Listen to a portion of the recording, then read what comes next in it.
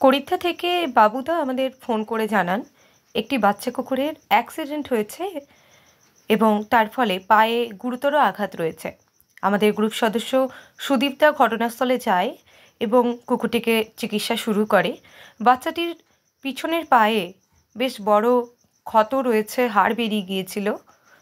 সুদীপদা প্রত্যেক দিন বাচ্চাটি ড্রেসিং এবং প্রয়োজনীয় মেডিসিন দিচ্ছিল।